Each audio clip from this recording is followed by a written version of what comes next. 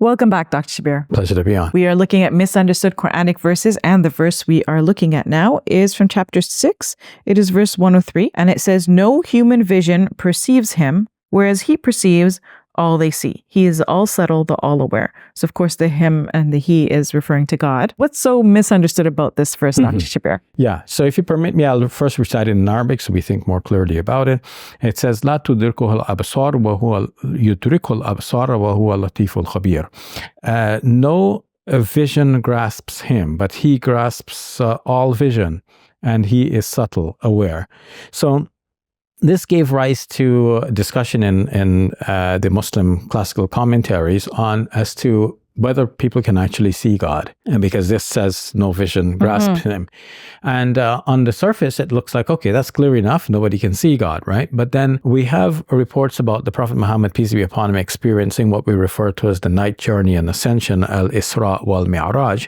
And in the descriptions of that, it goes both ways. People are saying he saw God. Some are saying, no, he didn't see God. Some are saying he saw God, but only with the heart, not with the physical eyes. We have to think more clearly about how God is and can we see him with the naked eyes. Now, it is clear from the Quran in the 75th chapter that people will look at God. وُجُوهٌ يَوْمَئِذٍ نَاظِرَةٌ إِلَى رَبِّهَا نَاظِرَةٌ. On that day, the faces will be brightened as they are looking at their Lord. So we have the idea that people will be looking at God and their faces will be brightened thereby. A hadith says that people will see God as we all see the moon. Everybody all over the earth, well, a good swath of earth can be looking at the moon all at once. And in a similar way, people can be looking at God all at once, but it seems that this is from some distance. There are hadiths which say that God will call people close to him on the day of judgment and so on, and disclose to them their sins, but privately, not in front of everybody. So that shows a kind of intimacy and closeness with God. It still brings us back to the question, about the eyes. So one might say that the eyes that will be given in the life hereafter are suitable for seeing God, but in this life, we know that our eyes are so incapable of seeing very bright light. And now the Quran describes God as nurun ala nur. It is light. God is light upon light. And in that same night journey that we spoke about, his companions have asked the Prophet, peace be upon him, did you see God? And he said, how can I see him? It was all light.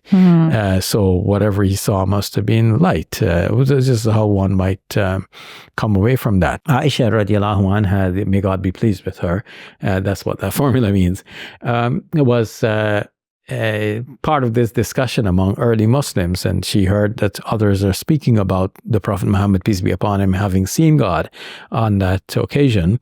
And she said, what I hear them saying causes the hair on my hands to rise, because they're saying something that is so out of this world. How could the Prophet Muhammad, peace be upon him, see God?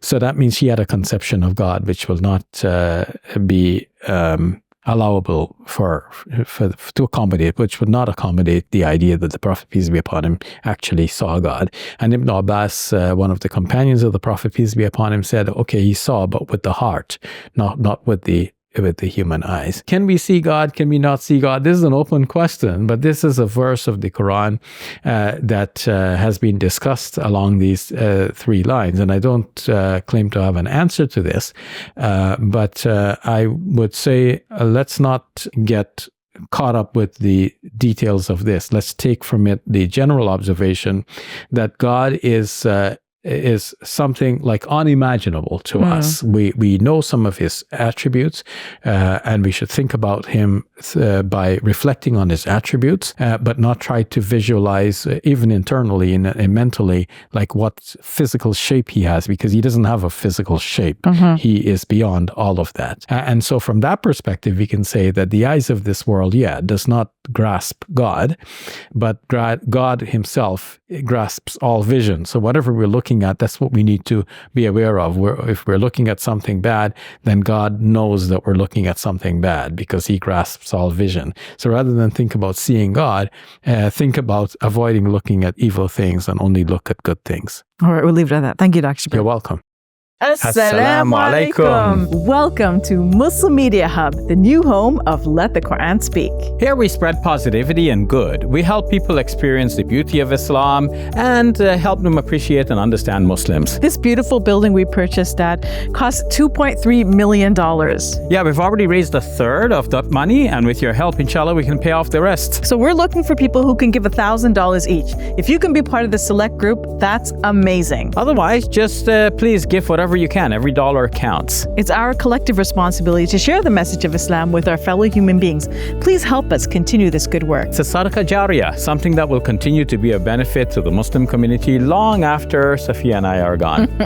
Please support our work at muslimmediahub.com. Your support is zakat eligible and tax deductible. May Allah bless you and your loved ones today and always. Assalamu alaikum. Assalamu alaikum.